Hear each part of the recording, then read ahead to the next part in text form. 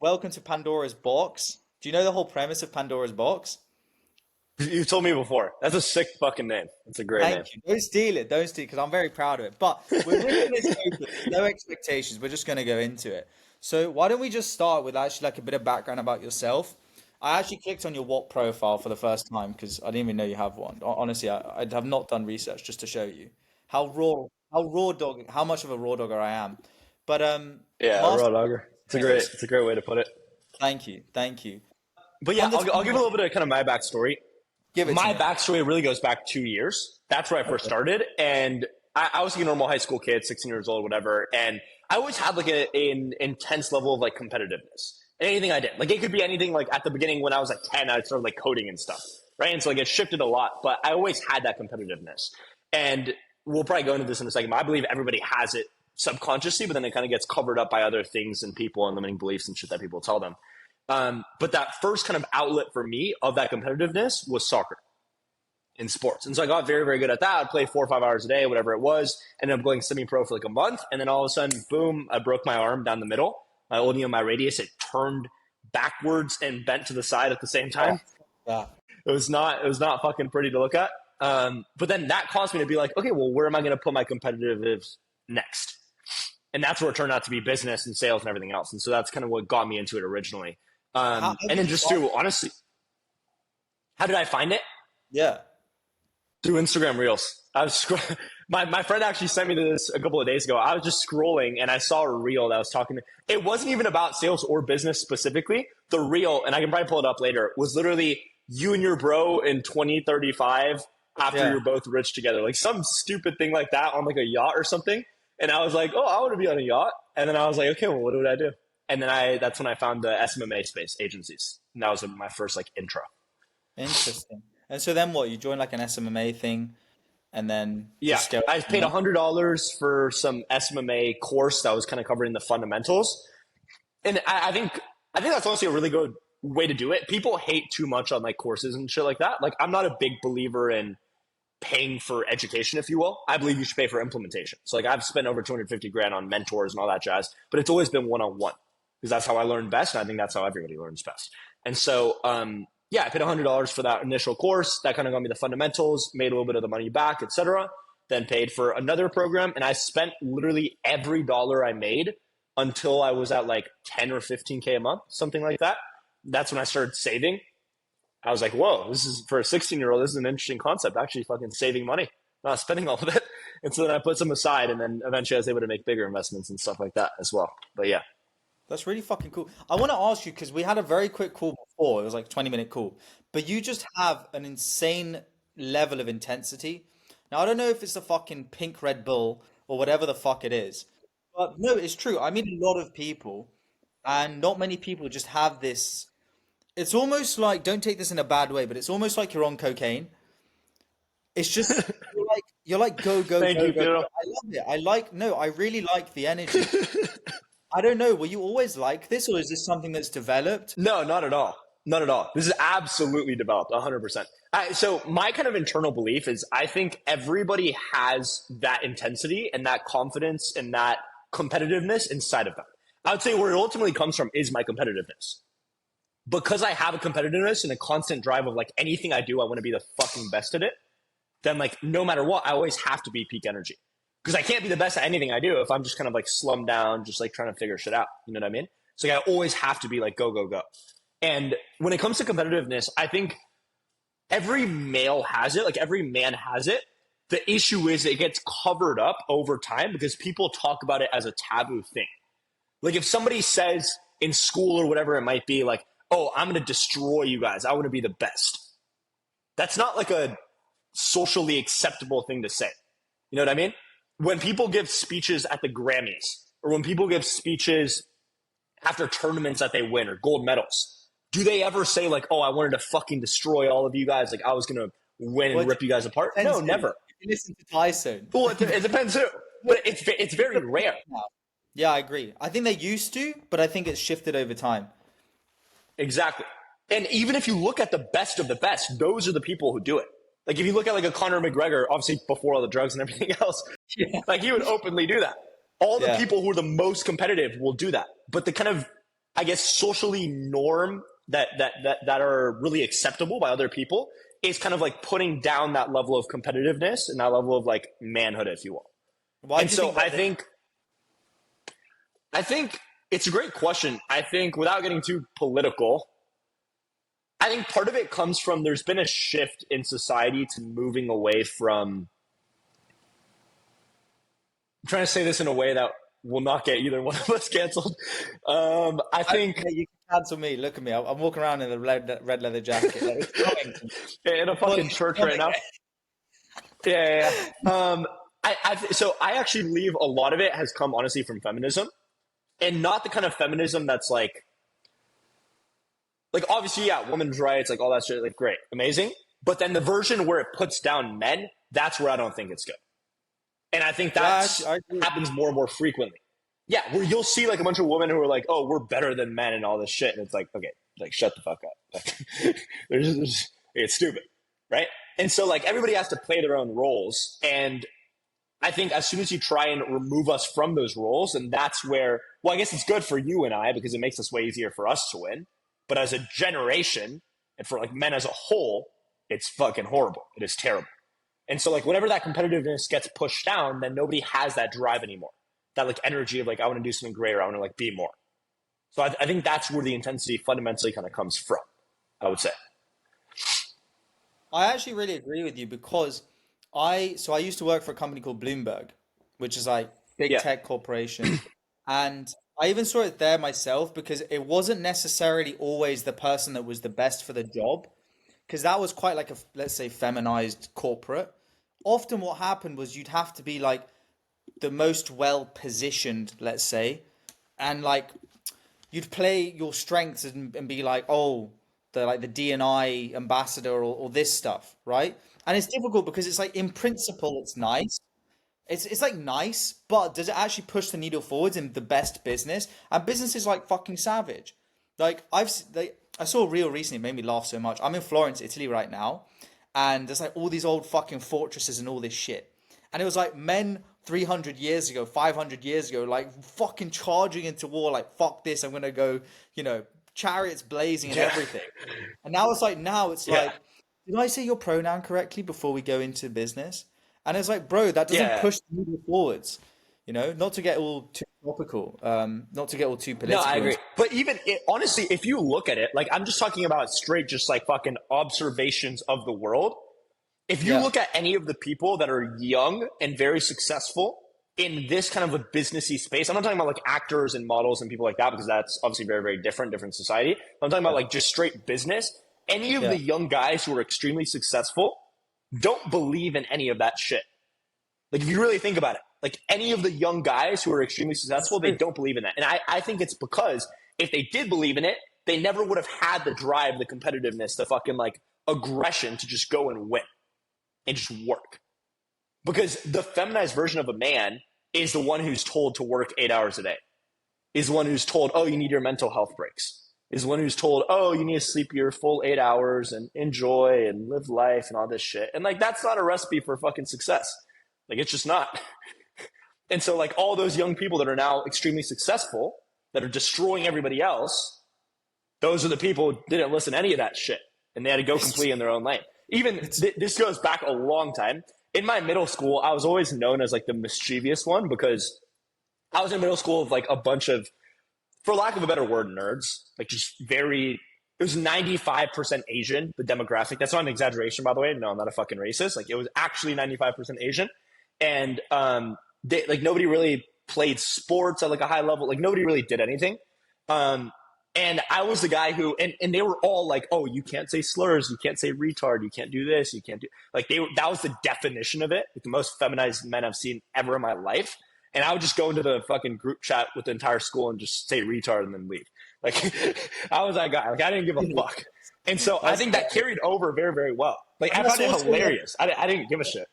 that's also a level of authenticity which not many people have. You coach like thousands of people, right? In a group setting, and then I'm sure I reckon you do a lot of one-to-one as well, right? How do you go about developing and showing someone that the best version of themselves is that authentic version? So this is a great point. So now we'll relate a little bit more to sales and psychology. I think the biggest issue that's kind of happened in this industry up till now, and I was speaking with Matt Ryder and Yosh about this yesterday, is that a lot of people, you'll hear people be like, oh, you have to use this one script and you have to use it in this one way with this one tone. And it's like, yeah, bro, but that's you. That's not me. That's you. So if I try and use that, for example, I won't say names, if I take a 45-year-old salesperson online that is very well known, and then I have a 16-year-old kid coming to me that's on a sales call trying to go like, has that had an impact on you? It's like, he sounds like a retard. Like, you're 16. That sounds nothing like you. And then as soon as that question's over and the person asks him something he wasn't expecting, he goes back into sounding like he's from the fucking hood saying slurs and shit. And so like there's a massive mismatch. And so that's never going to be an effective sales strategy. And so I think what it comes down to is like, you have to learn, like, yeah, you need a process. Number one, the 3 steps I always say to mastery are model, repeat, adapt. Those are the 3 steps always. First, you model. You take somebody like, okay, somebody who's very, very good, who you relate to, you feel is the closest to you. Great. I'm going to learn from them. Then you take that process, then you repeat it. You do it over and over and over and over again until you feel like you've mastered their process. Even in my development, there was a point where I felt like I was a carbon copy of Yosh, for example, right? My original quote unquote mentor in sales, right?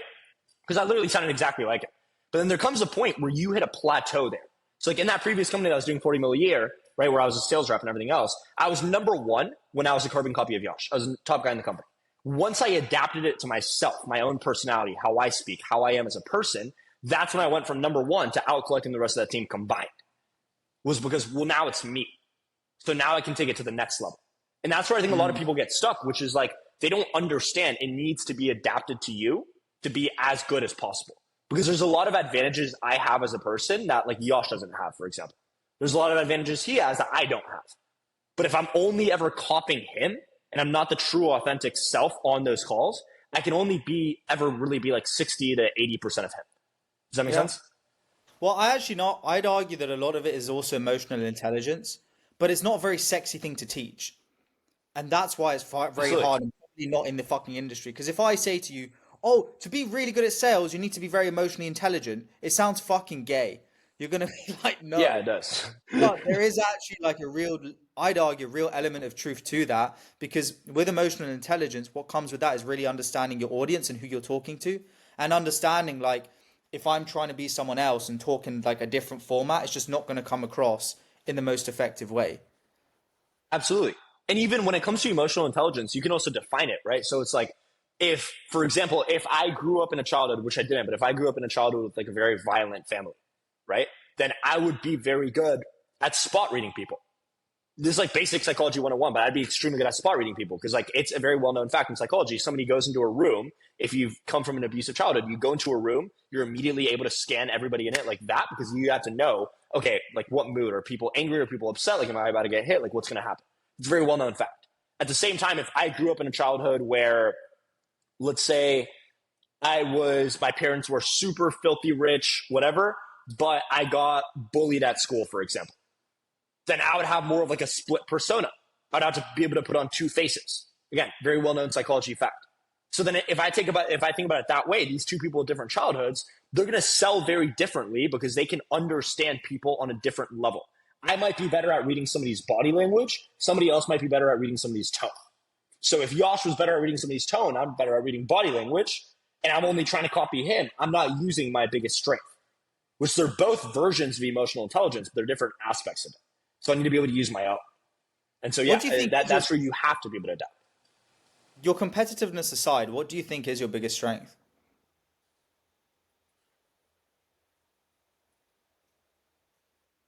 I think it is, if I take it from a technical angle, I would say it's my understanding of psychology. I would say. If I'm relating it to something close to competitiveness, I would say it's my hunger. But that ultimately comes from my competitiveness. It's kind of the same thing. But aside from that, on a technical aspect, it's absolutely my understanding of psychology. Because even like being able to like, what got me into psychology? Sorry. Yeah. I always had, it's really interesting. And I think from a very early age, I was always extremely, not obsessed, but kind of obsessed about how my own mind worked. And so like I always took a lot of like personality tests and different things like that, like trying to understand myself. And then at some point around 14 to 15, that kind of shifted from, oh, how do I understand myself to how do I understand others? Because like if there's all these patterns in myself, which you start to understand where all the different decisions you make, et cetera, come from. And it's like, well, if I can understand about other people, I can influence them to do better, to do worse, et cetera. And I think now that I'm thinking about it, I think a lot of that obsession came from my brother was a drug addict, right? And so he like sold drugs for a while as well and all that shit. And so I think it was kind of an obsession with like, I want to understand like why this happens. Because my oldest brother is like a textbook perfect son, software engineer, big comp package and everything else. Like always did everything he was supposed to do. My middle brother somehow became a drug addict, sold drugs, blah, blah, blah, went to 7 different high schools. And then I was kind of like fucking in the middle, just drop out of high school, go do my own thing. It's like we're all extremely different. But I was very, very kind of self-obsessed of like, why does that happen? Like what caused these differences when we all raised with the same parents and everything else? And so I think that's where a lot of that obsession came from. And then that kind of obviously, I guess, made its way to my understanding of like everybody else as a whole. And so like I studied a lot of like Carl Jung or like Sigmund Freud. Like I studied like deeper level psychology of like what caused this shit like that to happen. And then that aided me a lot in sales. And to this day, I still study it. That's really cool. I'll bring this up because at the other day, I was at a dinner the other day, and there was someone that was super into Carl Jung, and he was talking about, I think it was Carl Jung, but he was talking about this other, like this kind of ultimate version of yourself, this kind of 2.0 version of Andres in your case. I'm sure you probably do a lot of identity work. Who is who is this 2.0 version of yourself that you're trying to work towards? Because I'm sure that you're always evolving as a creature. What's like the next evolution of Andres look like? The way I think about it, so Carl Jung was obviously a disciple of like Sigmund Freud, and they talk about like there's the id, the ego, and the superego. So the id is like your animalistic instinct of like, oh, I just feel like doing this, great, I'm gonna do it. Your ego is the logical variation of your animalistic instinct. So for example, if right now it was like, I want to make money, then my id would be like, great, go rob somebody, because it's the fastest way to get it. My ego is the one that goes, no, no, no, if I rob somebody, I go to jail. So let's put together a plan to actually make that money. And then super ego is the morals and the ethics of the person. And so it's like, great, well, I know I want to make the money. I need to build a plan. How do I do that without crossing any boundaries, doing anything stupid, hurting anybody? So that's the super ego. And so I think whenever I'm doing quote unquote identity work, it always comes down to my super ego. And that's what I try and stay in contact with everything else aside. But I never really think about like the 2.0 version of me of like, this is the final boss, whatever. And the reason why is because I notice it never actually happens that way. Like I had zero idea I would be in this position when I was 16. By the time I was turning 18, I had zero idea. Even if I look 6 months ago versus now, still zero idea. Like no idea. So it's very hard for me to be like, oh, this is the 2.0 version of me that I want and everything's perfect and amazing, etc. But instead what I focus on is very specific aspects and characteristics of me. So like whenever I have an obsession on one thing and it's like, well, this is the next thing I want to master. And then it's like, well, let's put together a plan and do this one thing. Like we spoke about it last time as well, right? Like at the beginning, it was like me growing the business, me getting a lot of members and impact, etc. Then in a couple of months, it'll become me finding a fucking wife and getting married and doing whatever. But whatever I do, it's always like one singular focus. This is what I'm doing. And then it's like, what parts of my character, what parts of my mind and how I think and how I am need to change in order for me to achieve that. But it's never a full change of like, this is going to be that 2.0 version. It's very, very specific, nuanced aspects of me, if that makes sense. Do you believe in balance? I believe in balance, not in a work-life balance aspect, but I believe in balance in the sense of like the universe. Like with every push, there's a pull. With every action, there's a reaction in that sense. And that's where a lot of my belief of like I believe in karma, for example. Like if you do something bad to somebody else, it's going to come back to you, and usually worse. So like I believe in balance in that sense, in more of an ethereal sense, but not in terms of like, oh, I need to have balance in my life. I think balance in your life, your goal for balance should be between the time you're born and the time you die. You should have balance, not in a certain moment. So for example, if I know I want to get married, I want to have a family, I want to have kids, I want to have a 9-figure, 10-figure company, I want to do this and this and that. It's not about, great, how can I work towards all of them right now and have balance? No, not at all. It's about like, great, let's focus on the first one. Let's do this. And then after that, then it's the second one. So I'm never going to be balanced at one point in time. But I think overall in my life, it'll balance itself out over my total time frame. Is how I think about it. That's- I think it's a very interesting perspective, and I like how you separate and break it down. But you're looking, okay, how do I phrase this? You're looking at this from a standpoint that you live 80 years, and I hope you do, or 100 years, however long you want to live for. But the reality is, because this changed my perspective, and to put my hands up, maybe it's held me back in some ways, but I nearly died. And me nearly dying actually changed my perspective to be like, well, fuck it, because there is this arc, and I want health, wealth, relationships, and like a spiritual base too. But if it can all be taken away tomorrow, why put off some of those things that maybe I want in the future, because that future is not guaranteed? So why can't I work on some of these things right now?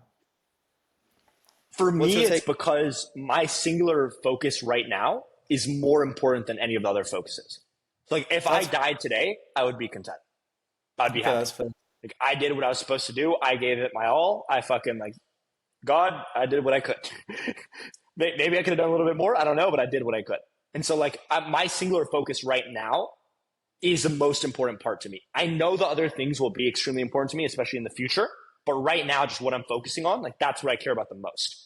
If Hmm. it was a thing of like, for example, if I felt like I needed to find a wife and have kids before I started growing the business and everything else, I would have done that. That'd have been my singular focus. Like right now, it's just not. Also, like trying to find a wife at 17, 18 isn't exactly the viable strategy is the other thing, but you never know. No, I really like this. I love this take. I love this take. Why do you? It really fucking gets you going when you talk about your work. Why you like that? It's cool. I like it. Why am I like Like, why that? do you? That's a good question. I feel like you just fucking love the game, and I love it too. But I like to understand like where the fuck does that come from? Is it the competitiveness? Part of it's the competitiveness, but I think another aspect of it, and I don't think this is spoken about a lot, is people talk about energy as if it's something that you just have. I don't think you just have energy. I think you generate energy. Because I'll give you an example. It's kind of like if you remember when you were a kid, right? When you were 5, 6 years old, whatever, with your parents, etc., and you wake up on Christmas morning and you're super excited. You run to go see the presidents and you want to be with your family and do all these, like, you're super excited. You're beaming with joy. If you slept 4 hours that night, for example, do you think you would have waken up and been like, oh, I'm tired, I'm this, I'm that? No, you still fucking run for the presidents, go open them, and spend time with your family. It's the exact same thing. Because I don't believe sleep actually dictates your energy on some level. On some level, obviously, you need some amount of sleep, etc. But I don't think that's a main dictator. And people talk about food, but it's like if you think about the last time you had a massive meal, right? Or even like Thanksgiving, you have a massive meal, a shit ton of food. After that meal, are you like, oh, I'm so high energy, I want to run around, or do you fucking go on the couch and knock out? Usually the second one. Because like the food also doesn't directly create the energy. It's necessary for the energy, but it doesn't create it. And so I think in some capacity, and this is where a lot of people get messed up. If you look at data, stats, you look at the researchers that are like, oh, you need 8 hours of sleep to be maximum productivity and energy and everything else. You know what the issue with that is, though? That's for the average person. Stats, research, data, it's all based on the average, the norm. And so if your goal is to be out of the norm, to not be average, you can't follow that same data. Yeah, Because if I have one person who I love sleeps you saying. 4 hours a night, yeah, it's true. If I have one person who sleeps 4 hours a I night, but know. he has a passion, he has a mission, he wants to fucking drive, he wants to grow, he wants to do a lot of stuff. And then I have somebody in high school that sleeps 8 hours a night, hates his life, is doing fucking nothing, goes home thinking like, what's even the point? I'm just gonna go to sleep, fucking wake up tomorrow. He gets 10 hours of sleep. He's still not gonna have as much energy as the guy who slept 4, but he has the passion and the drive and he wants to grow and succeed and everything else. And so I think energy fundamentally does not come from this thing that's like gifted to you while you're sleeping from the gods. Like, no, that's not how it works. You generate it by your movement, by your passion, by your drivers. That's what gives you the energy Can I fundamentally. share And something? so, like, yeah, and I think that's one. Yeah, ask it. No, it's really funny you bring up this aspect of sleep because even though I had a really good night's sleep last night, I for a long time this year, when I was living in Dubai, especially, no, genuinely, this is probably why I look so old. When I was living in Dubai, I literally said to all my friends, like, sleep is a fucking psyop. I was like, bro, because I was going out 6, 7 times a week, not to clubs, but to actually like meet different people and network and whatever. It was fucking insane, hosting different events and whatever. And 6, 7 times a week, multiple times a day, I was fucking tired. But I was like, I don't believe that I'm tired because I really believe I believe it's a belief. And I just started operating, and it just pushed me on a different paradigm because you can just get what you It fucking want does. from life, you just go after it. But everyone's a fucking pussy, and no one actually goes for it. Absolutely. The time that I slept the least for the longest amount of time was when I was doing 18 hours a day of straight sales calls in that previous company. We were doing 40 mil a year, but it was about to fall apart. Like it was like all near bankruptcy. Like it was terrible, right? I wasn't managing the team, managing the company with Yash at this point. Like we were not, we were just reps. And so I had to push extra because I actually like my heart was in that company. Like I care, right? And so I was literally doing 18 hours a day of straight calls every day. I was sleeping 4 to 5 hours a night, right? 7 days a week, no breaks, no time off, nothing. And those were some of the times that I felt the most energized because I had a passion, I had a drive. I woke up every morning being like, I'm going to fucking win this challenge. We will save this company, right? And so like, even though I didn't have the sleep, I had the drive behind it.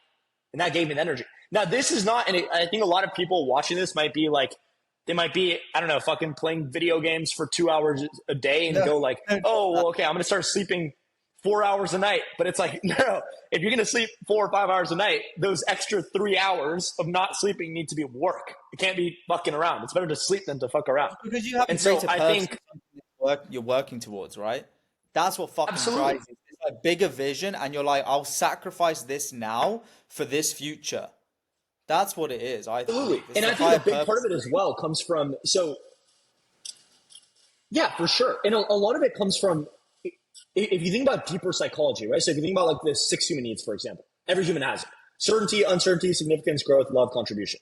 Those are the 6 basic human needs. Everybody has all of them, right? Like, for example, I'm not really driven by certainty, but if I didn't have certainty that this roof on top of my fucking head it wasn't going to fall down, I wouldn't be able to speak to you right now. It's like everybody has Yeah, all it's true. 6, right?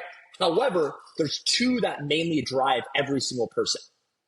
And in this society as a whole now, it's shifted to where most of it is certainty and significance. So certainty is like, oh, I'm going to find a job, go to college, do the safe route. And significance is like social media. I'm going to try and look cool. I'm going to try and make sure everybody thinks I'm a good guy, whatever it might be, right? Those are the 2 main drivers in society.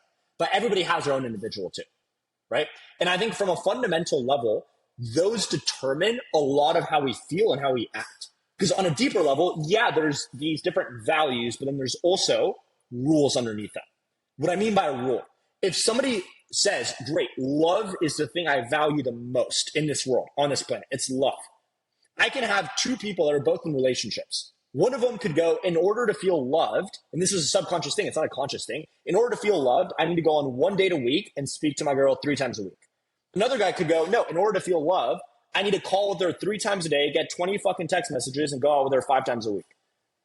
That's probably not going to happen. And so even though they're both in relationships and they both love the other person very, very much, and their girl might love them very, very much, this guy is going to feel the love and he's going to feel happy because his needs are being met, his rules. This guy, even though he still wants to love and it's still the number one value for him, he's not going to feel that that love is being met. And if that rule, that love is not being met, and that is the number one thing he values in his life, do you think he's going to be happy? Well, obviously not. And so if he always feels frustrated, he doesn't feel happy because his number one value, the thing he cares about the most in life, is not being met. Well, now he's going to feel like shit. And if he feels like shit, then try and put that guy on 10 sales calls right after that happens. It's not going to go very well because this number one thing he cares about in life is not fucking happening. This guy, though, he feels loved. He feels valued. And that's the thing he cares about the most. So he goes on to those sales calls. Now he's going to feel fulfilled. It doesn't matter if a prospect tells him to fuck off or whatever. He doesn't care because his number one thing he cares about the most is being met. And I think that works on a very fundamental level also with energy. Because I think what energy is fundamentally, having energy is really just, and I said this earlier, removing the things that take your energy away is what it comes down to. If there's somebody that you speak to first thing in the morning every single day, whether it's your boss, a friend, whatever, and they're always in a bad mood, they always have some problem, there's always something wrong, that's going to lower your energy. For example, And so like, but again, that comes back to the values and the rules of like this guy who the thing he cares about the most in life is not being met. He's not going to have a lot of energy because he just feels like shit all the time. This guy who removes all of those things, well, now he can feel energy. And now if we think about it even on a deeper level, for example, if the thing I care about the most is energy, and that's like top of my list, I want to feel passion. Well, then what's my rule to achieve passion? In order to feel passion, do I need to make 3 sales? Because then in that case, I'm not going to feel passionate until I make 3 sales in the fucking day, which will probably be in the afternoon. But if my rule to feeling passion is I just think about, great, God bless me, I am here. I think about, great, I'm in a penthouse, I'm 18, I have this, I have this, I have that. And that's all I need to feel passionate? Or somebody sends me a message saying like, oh, you helped me so much, and that's all I need to feel passionate? Then which of those 2 guys is going to feel more passionate? The guy who needs to make 3 sales or the guy who needs to fucking have somebody message him? Well, obviously the guy who needs somebody to message him. And so then that's where I think a lot of my energy and my passion comes from, is the fact that I make it very easy for me to feel those things, right? Versus a lot of other people, like they're always thinking about what's wrong. What are the issues? What's holding me back? So would you say your number one value is passion and energy? Or would you say it's something No, else? it actually isn't. That's like that's probably number like 4 or 5 for me. I would say number 1 is growth. Number 2 is love. Number 3 would be fitness and health. Number 4, I actually wrote this on a list. I'm trying to remember what the list was. Yeah. Number When you say 4 growth, like, was where did the growth come from? Was that like coaching as a kid when you were in football, or earlier than that? Was it your parents, or is it just you from that Instagram reel and then the spiral from there? it was even after the whole Instagram reel thing. So like you're always so I want people to understand this. You're always shifting your values. You're always shifting your rules, your beliefs, and everything else. The issue is if you're not in control of your values and beliefs and rules and everything else, they're going to be in control of you because it's not even a conscious thing anymore. And so Yeah. you need to be very aware of what they are and then shift them very consciously.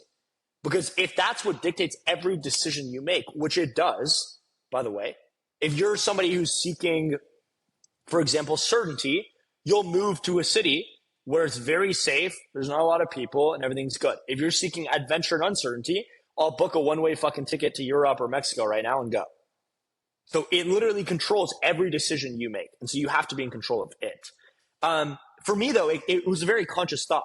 So like this happened after all the Instagram reel and everything else. I started, like, I had an obsession. At the beginning, it was with making money.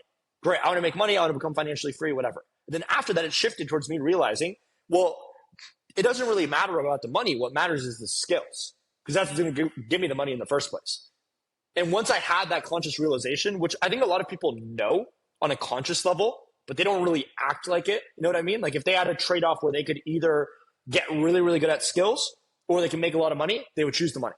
And a good example is like if I told you right now, like if I went to somebody who's running a 20K a month marketing agency, some shitty little marketing agency, and I was like, oh, come work for me. I'll teach you, but I'm not going to pay you anything. Most people don't do it. Most people say, oh, I care about the skills. They don't really care about the skills. They're just focused on the money, right? And so like that's kind of the trade-off. But once I had that conscious thought of, okay, what I care about is the skills now, that's when growth became like my number one value in anything I did. Because it was mastering sales at that point, then it became mastering marketing, operations, everything else. So it all kind of pieced together. Have you watched, because I'll tell you where my philosophy came from. I watched something called Undercover Billionaire. Don't know if you've watched it. I watched it too. Yeah, I have. So for someone I watched the watching Grant this, they Cardone get one. a billionaire. Yeah, same. And they like get a billionaire and they just drop him in the middle of fucking nowhere. They shave his head, get rid of everything. $100, tank of gas, and they're like, make a fucking $1 million in 90 days. And they do it. And I ask myself, how is it that someone like that does it? Well, what do they have? Skills, character traits, values, and beliefs. Those are the only things that that person has. If you have a network already, that's just a multiplier. If you have money right now, that's just like a multiplier factor, I'd argue. But it's those 4 things: skills, characters, values, and then beliefs. And if you develop them, it gets Absolutely. you to that person you want to be, right? Absolutely. Yeah, that's actually a great example. I watched that entire thing like multiple times. That's a great example. It's like literally like Had nothing. Nobody knew who he was. Fucking Bro, built this massive insane. business That in a was such a little like tiny town. crazy. When I watched that, something really clicked for me. What's been a recent? I mean, you said you invest in mentorship a lot. Has there been a recent like aha moment for you, or a recent like moment where something's just clicked that's been like, fuck, like I feel like I'm operating on a new paradigm, or just really leveled you up recently? Yes. So for me, it was deciding on our moat. So when we were thinking about our moat in the industry, because like a lot of, if you think about it, people hate on the educational system. Oh, it hasn't evolved, blah, blah. Coaching and courses really haven't evolved either. Like you just put fucking coaching and courses onto Kajabi or VT Lightspeed or some other hosting platform and just give it to people. Like it hasn't really evolved. And so I was thinking like, okay, what's our moat? What's going to be different for us? Because obviously we have Impact Team, 26,000 members, all the other shit. And so right now we're in the process of building a software. So I have 5 full-time devs that are working on it. Very fucking expensive and time consuming, by the way. But it'll be worth it at the end of it. And so that's where I was like, okay, we need a technological moat. Something that's going to separate us from everybody else that they can't just copy. Unless they want to spend fucking 150 grand and go try and build one and hope it comes out well. Right? Which I don't wish that on my worst enemy. And so like, I was like, great, well, I need a technological moat that's going to set us aside. Our marketing is already better than anybody else's. Like, great, I don't really care about that. Our sales better than everybody else's. Cool. So then it was, okay, now on the tech side, on the actual delivery aspect, now that's what we need. And so we started building the software and everything else. And that was like a major click for me on more like an operations aspect, if you will. I like that. Is there any aspect on one of your other areas of life? I agree with the moat, by the way. It's just separating yourself. It's building robustness in the industry. Because it Yeah. is like So you mean other aspects of my life, like outside of business, sales, anything? something less operational, because like that's helpful. But if someone's maybe at an earlier stage, that might, like for example, if you got 26,000 people in your community, right? If one of them watch this and they're like, bro, I'm just trying to get into high ticket sales, they ain't gonna build a fucking moat off the bat, right? That's more of like a, Yeah. you see what I'm saying, right? Is there like maybe a more I do. recent something else that someone could get from this? Well, so I'll say this. This was probably a couple of months ago, and I realized this. Like I'd subconsciously kind of understood this in my career, but then I realized this when I started having to coach and help other people through it as well. It was that people naturally will chase dopamine, and that's extremely dangerous for salespeople because salespeople are very, very addicted to dopamine in a sense. That's why you get into sales in the first place, right? People are like, "Oh, I want to make money." No, you just want the fucking dopamine to make a sale, right? But on a deeper level, the issue and the reason that there's all these now like sales trainers and sales gurus, which most of them Yash and I literally trained early in their career. The biggest one people would probably consider a competitor that has a very similar amount of followers to me, etc. Yash trained him from the day he had $60 in his bank account. I know because I was with him that day, right? And so like it was understand though, a lot of them now are coming out with all these new methodologies and they just piece a bunch of weird words together, letters, and they're like, cool, do it, right? And I realized a lot of it comes from, again, that dopamine, where it's like a salesperson sees something new. They see, oh, NLP, this dark psychology, this new fucking thing that the person teaching it doesn't even know what the fuck NLP is. And I know because I know most of them. And so it's like, but it's a new thing. Let's try it. Let's give it a shot. And then they end up ruining their career over it because they're just chasing the dopamine. And so what I had to kind of come back to is the fundamentals of like, if I think back to my career, it was doing the basic shit, the fundamentals that everybody knows they have to do that got me 90% of the results. Once you want to get from 70K monthly commissions to 100K monthly commissions, great. Learn NLP, learn deeper psychology, learn team management, operations, all this other shit. But at the beginning, to get there in the first place, it's just fundamentals. That's all it is. And so people will start getting distracted with, oh, I want to change this part of my process. I want to do this differently or that differently. And then they ruin that kind of, what would I call it? That compounding effect.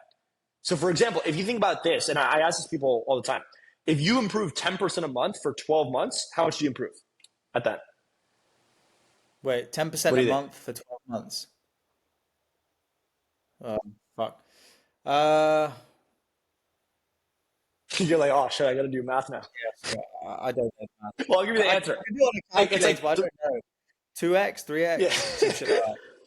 it's like 3.1x or something like that. But people usually will be like, oh, you improve 120%. But no, you don't. You Not improve fair. 3x, 300%. Yeah. Because it I was trying to do the compounds. exponential math and I was like, fuck. Yeah, no, that shit's hard. But it's like it compounds. And so what people don't understand is great. If I had my process and every week I just looked at all my numbers and I said, this is the one thing I need to change. And every single week I just make that one change. Great, it worked, it got better, cool, I replace it. No, it didn't work, great, remove it, put something else. And I just did that every single week for an entire month. I would improve at least 10%. And if I did that for 12 months, that's a 3x. If I do that for 2 years, that's like a 9x, right? And even that's on a 10% bias. But if you even think about the difference between your mindset being, great, I'm going to work a job, work a career for the rest of my life, to even deciding to get into high ticket sales, that's more of a 10% jump with that alone, just that fucking decision. So early in your career, making more than 10% jumps is easy. You can do it like that. And so that compounding effect is very real. That's what makes you a great. That's what makes you phenomenal.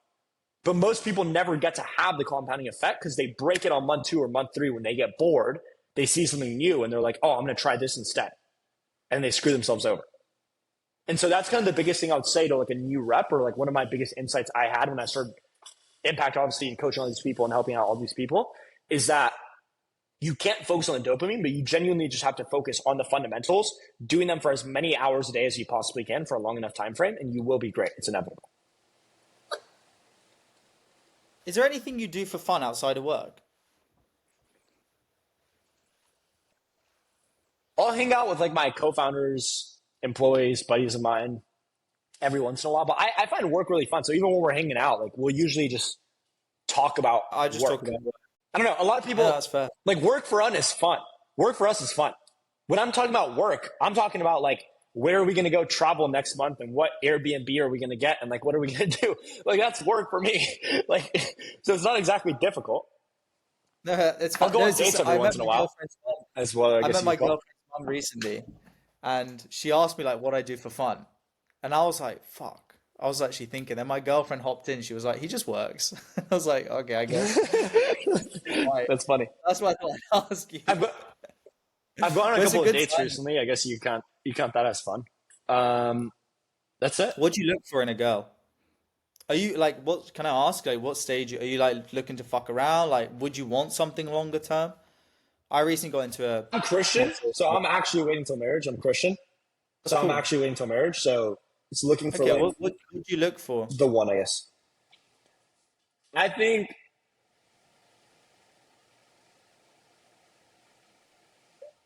See, I guess I should know the answer to this. Yeah. Let me think. Like, I think. if the perfect woman walked into the room right now, right?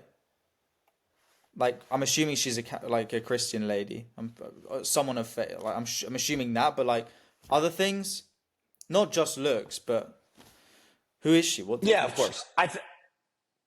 I think I need somebody who's feminine, but not feminine in the sense of like I think a lot of people associate like a negative word with feminine, but feminine in the sense of like wants to support her man, wants to like have a family, wants to like raise the kids and everything else.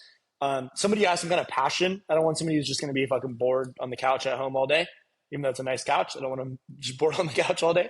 It's like I want them to have some kind of passion, whatever it might be. They like there's always the memes on Instagram of like, oh, me getting rich so my wife can open up a boutique that loses 30K a month that I can pay for.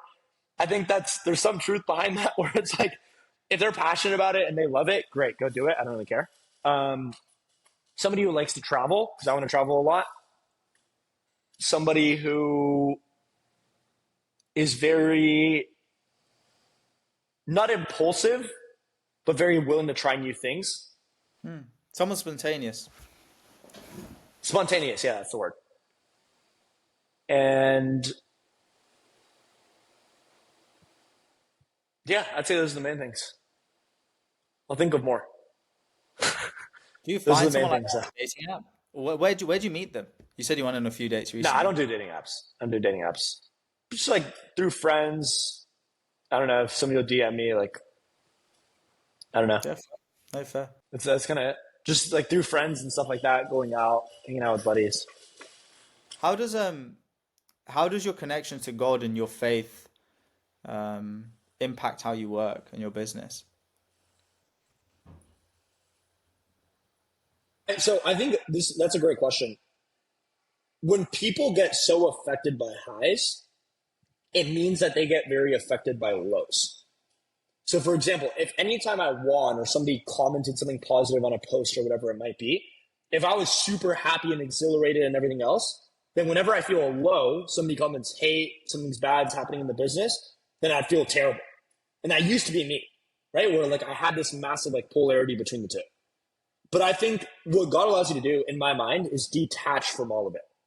So if I can be grateful to God when I win, and I can also be grateful to God when I lose, and also when I'm just in the middle and nothing's really happening, then it doesn't really matter if I'm up or down or in the middle because like God's still there.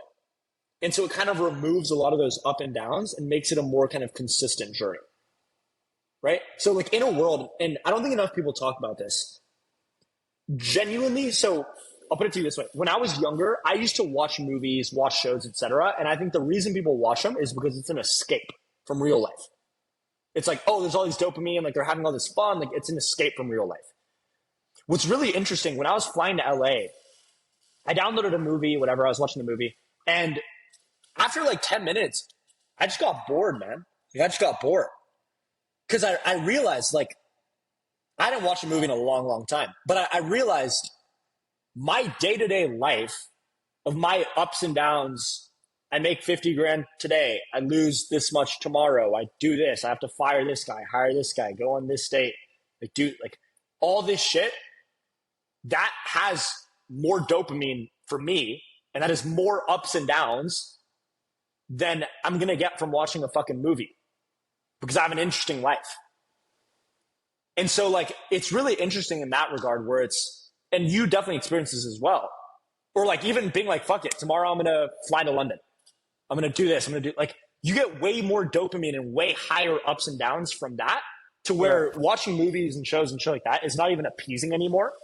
But then the issue with that becomes if your highs are that high, your lows are like depression, like that. And I think God gives you like a detachment from all of that where it's like, now I'm not really involved in either, but I get to detach from that and be like, okay, great. Like I'm where I need to be. That sounds gay, actually. I'm where I need to be. But like, you get the idea. You know what I mean? It's like, great. I'm going to be here regardless. No, I think that's to me that transmutes as or translates as stoicism is what you're Yeah, talking about there, right? absolutely. It's about being emotionally unwavered Absolutely. by the external circumstances. Absolutely. I think God just makes it easier for me to be stoic, if you will, for me to be less detached. Because dude, in the past, those ups and downs used to be massive for me, like peaks. And then I'd go into the bottom and it was like fucking fall on the couch, don't talk What to I find anybody, like some interesting, you were still highs. religious. Sorry, what I find interesting is I'm assuming you were still religious then, right? I was, but not as much. I wasn't very religious. Like I wouldn't go to church every Sunday or anything else. That's kind of why I ended up quote unquote finding God again. I grew up in a religious family, and so I think whenever you grow up in a religious family, you kind of feel a sense of like it's pushed on you. So you don't really feel like attached to the religion in a sense. Like you just kind of go with the moves, like do whatever everybody else does, but you don't really believe in it. And I think when I ran away from home when I was 16 and everything else, and then I went through that entire journey by myself, that's a big part of what gave me that kind of like, great, now I found it myself. So now I can actually believe in something. And that was because I was having these massive ups and downs. I was like, dude, my brain is on a fucking roller coaster right now. And so then like that's when I was able to like find God again and everything else for me.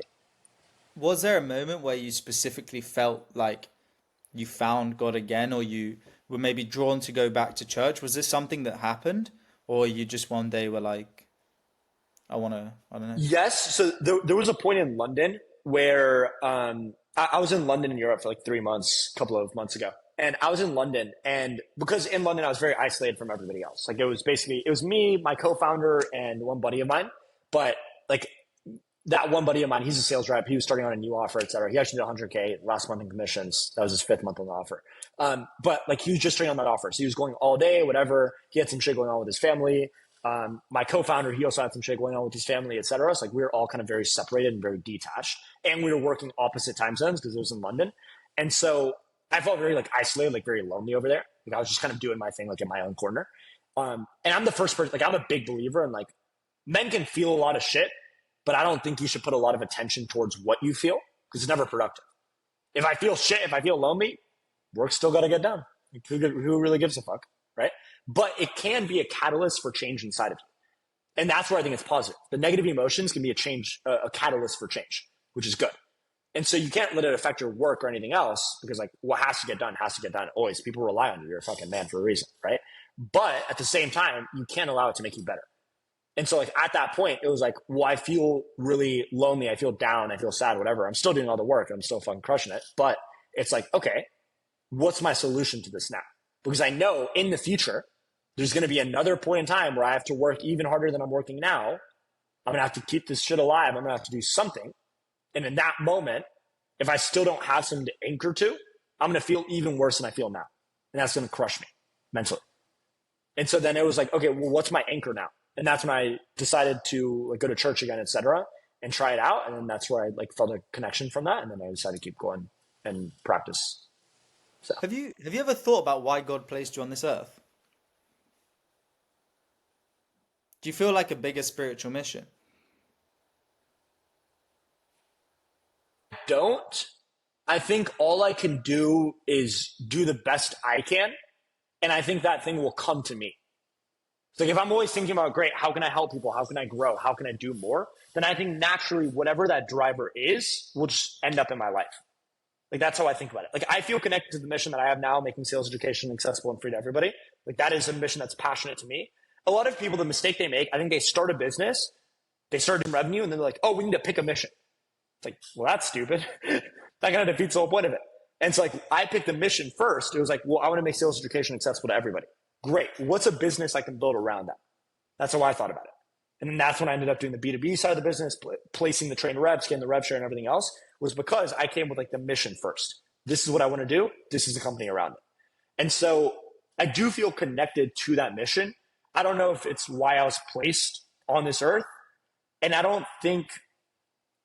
think your meaning or your purpose isn't one of those things that you go searching for. I think it's something that kind of comes to you when you just expand your knowledge and your experience of the world. I think when you do more things, you meet more people, etc., it just kind of comes to you. That's my belief. Well, like this sounds weird, but even me asking you could be like a prompt for you to think about it at some point. Like you didn't Yeah, ask exactly. me, right? This Exactly. is maybe Exactly. That's exactly what I mean. you know. It's like when people talk about luck. Like I'm a big. If I think about my journey, it's like, yeah, I got lucky so many times. But it's like, well, where does that luck come from? Because if I was sitting on a fucking couch at my home, I never would have had any luck. Yeah. No, I wouldn't have had the opportunity. You develop your own luck by putting yourself out there and actually taking the shots. Exactly. How I view it, Exactly. you might find this interesting, but how I view it is, I really believe this sounds so wacky. I believe that God or whatever you want to believe gives like little. It's like the Matrix. They're like little shreds or gaps in the kind of membrane of reality, or little tears in the reality of this universe. And through those gaps and those opportunities, which is really what I'm referring to, God or whoever allows you to take them or to leave them. The thing is that the more you get out there and the more you fucking leave your house and the more you do shit, you're exposed to more of these tears because you're just doing more. But you need to also develop the ability to just take fucking action and go through those portals or whatever word you want to use and actually take those opportunities. Absolutely. So I think it's two things. I think it's exposing yourself through the tears and then actually going through more and more of these gaps in the matrix or whatever you want to call it. Absolutely. And it's like, for example, and I was thinking about this literally the other day because Jordan Belfort, he asked me to be like the mentor for like young people for his audience, his program, etc.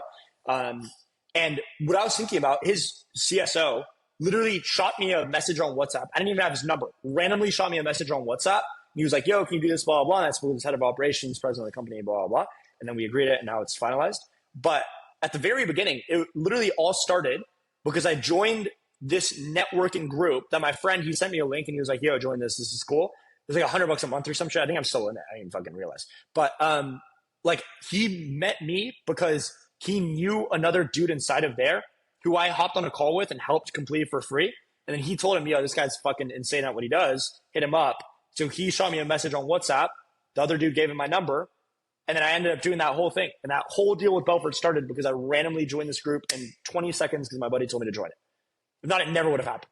So like, yeah, it's absolutely like expand your surface level for luck. Meet more people, speak to more people, make more content, put yourself out there. Like Just do shit and shit will happen to you. Like that's really how I think about it. And it's absolutely true. That's I'm launching a school community. My whole fucking philosophy is basically that. It's actually like just fucking grab. It's actually the whole philosophy is raw dogging life. Just fucking go for it. Yeah. Stop waiting for Yeah, the just do perfect shit. this, the perfect that. Just fucking do shit. Go for it. And even if you think about it, most of the major leaps I've had in my career have come from some aspect that people would call luck. Like if I told somebody, oh yeah, the CSO shot me a message on WhatsApp, I didn't even have his number or whatever, people would be like, oh, that's so lucky. Well, the one thing I didn't do wasn't just joining that networking group chat and then I just got lucky. Oh shit, they happen to be the one. No, I joined fucking 100 of those. I went out for coffee with a fucking 100 people in Houston. I met these people. Even, okay, I won't say that part. But like I just met all these different people. I did all these different things. And then all of a sudden, one of them gives me a return that I wasn't even expecting. I didn't even know what happened. So it's like, yeah, you literally just do so much shit that eventually something just happens to you. And I think that's the mentality you need to have when you're young, especially. Even for example, like I'm planning on going to Europe at the end of the year. I'm going to Mexico and then Europe. In Europe, we want to take the train that goes through all the Slavic countries, I believe. Nice. Just because, like, why not? It's an experience. Something will happen. Like, somebody will say something. We'll meet somebody. We'll fucking learn something. I'm Europe based. That's I why. want to go in December. All right, cool. Well, message me. I might be around. But we'll meet up. But yeah, like you just do shit and shit just happens. Like I don't know how else to say it. It's just reality. Like, yeah, you need to focus on learning the skills and the fundamentals and doing a lot of repetition of it and then eventually adapting it to yourself and all that jazz. Which, by the way, when I talk about the 3 steps to mastery, adaptation is the last thing that you should only touch after you've already been very successful for people watching. Like after you're already doing 100K a month or whatever it is, then you adapt it to yourself. But like, yeah, like there's the fundamentals, the principles, do this, do that. But then there's also the luck aspect and the opportunities, which is, for example, and I'll give more tangible advice as a salesperson. If you're a salesperson, what you should be looking for is great. I have these fundamentals, but at the same time, how can I get to meet up with the manager, the sales manager, take him out to coffee, meet him, speak with other reps, speak to people in the operations department or the marketing department. For example, for me, when I was a rep, I did that. And then what ended up happening? I built an entire confirmation process for that company. I ended up being in a lot of the ads for that company as a sales rep. Like I did all these different things, but it's because I met the people. I communicated with them. I networked with them. I showed them how good I was. That's also what led to the same opportunity of at the end, managing that entire company with Yash. Was because I met all these people. Everybody knew how good I was at what I was, and I could bring everybody together from different departments. So all that opportunity started with when I was a rep, I was creating my own surface area for luck. That's how it started. Why don't we do this for our listeners? Because I'm aware of time. Let's create a fucking gap in the universe and a bit of luck for people. So where can people find you and join your free community? No, that's a great fucking segue. Because this can be like, if anyone's watching, that's a great segue. this is literally your fucking terror in the universe. So where do they find you? What should they do? Yeah, if you you can just look up my name on Instagram, Andres Contreras, and then all my links will be there. But the WAP is in there. Again, it's completely free, as fucking all the scripts, trainings breaking down each part, has live sales call recordings, start to finish, fucking free coaching calls, like everything in there. That's my mission. That's my purpose. It's my drive. That's what I do. Fucking sick. Should we leave it there? Yeah, see you there. This is Piero. Great. Thank you for having me. Thanks for listening to Pandora's Box. Yeah, that was fucking sick.